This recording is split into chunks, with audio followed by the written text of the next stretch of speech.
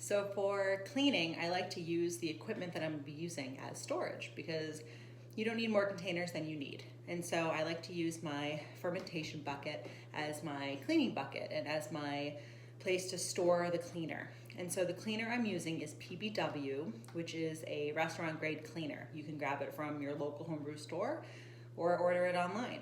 I really like, on a side note, to get things specifically for brewing. So that will include the thermometer I have, the hydrometer I have, we'll talk more about that in a little bit, and the cleaner and sanitizer.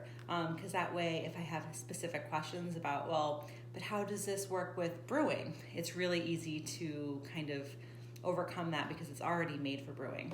And so I'm gonna make 5 gallons of cleaner. And this is something that you can reuse. And so actually brew days are really great opportunities to say, oh, maybe I'll clean my tub, maybe I'll clean my kitchen, maybe I'll clean my dishwasher. And so nothing will go wasted. And so to make your 5 gallons of cleaner, what you're gonna need is the cleaner, and you're gonna need about 3/4 of an ounce per gallon of water. And so I'm going to multiply that by 5 and measure it out using a scale, because I have a kitchen scale. And if you don't have one, you can just kind of eye it. But I have a scale because it's also really helpful in measuring malts and hops and all sorts of things. And I'm gonna put my bowl on it, kind of zero it out. Perfect. And so then I'm gonna add my cleaner, which is a powdered kind of dry cleaner, up to the appropriate amount. Should be wearing a little mask, but that's all right. All right, so a little more. Here we go. Oh, less than 5 ounces. And then I have 4.6 ounces, and that should be fine. And then you take it and you just pour it directly in the bucket. Boop. And then you add enough warm water to get up to the 5 gallon mark, and you're gonna mix it up and soak, pardon me, soak all of your things you're gonna be using for brewing. So now we're in my kitchen, and you'll notice that it's a teeny tiny kitchen, but even if you have a small kitchen, you can brew some beer. And so I grab a pitcher to grab warm water from the tap and put it directly into the fermentation container. And I'll note at this point too that you want to be clean and sanitary and sanitize stuff, but everything that goes in the brew pot is going to get boiled. And so you don't have to be like crazy careful. And so everything that goes in the brew pot is going to boil. The really important part is once you stop brewing and bring things down temperature, that's when you got to be really careful. So we're going to scoot over to my faucet. I know, very fancy. And we're going to fill the bucket.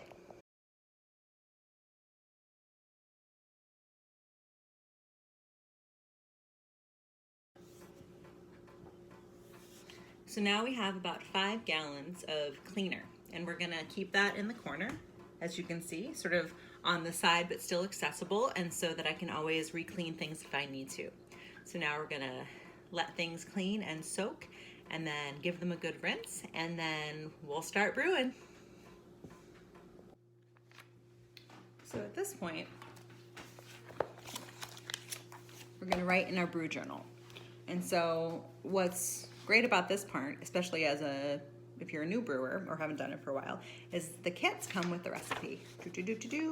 But if you don't have a recipe and you just find yourself with some ingredients, or you go to the homebrew store or you order stuff online and say, let's just do it.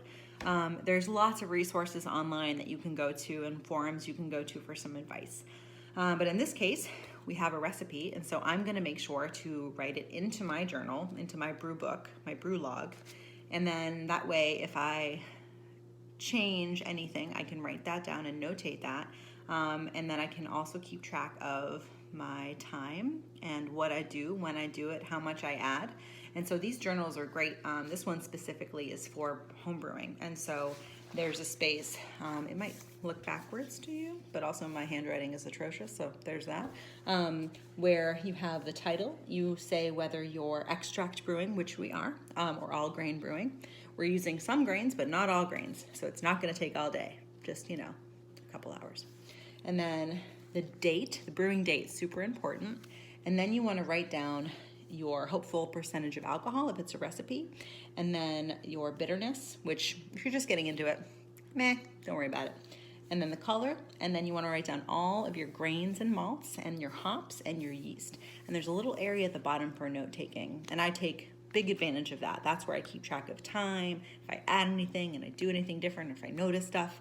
But yeah, so you need your brew log, a pen or pencil or some sort of way to write, your initial recipe, your ingredients, and a timer. And so if you're brewing with friends, which is a lovely way to do it, but in this time of sheltering in place, you might not have a lot of folks around. So make sure that you're keeping time. That's very important.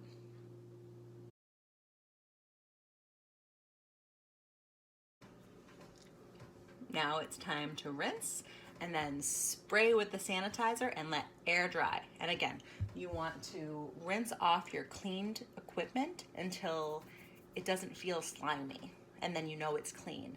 And then you don't have to wait for it to dry, just go ahead and spray it and let that air dry, and you're spraying it with the sanitizer.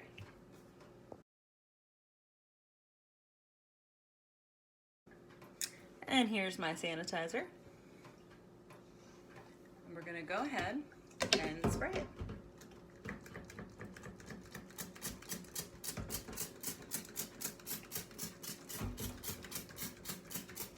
Now, when I spray it, I try to get all the nooks and crannies.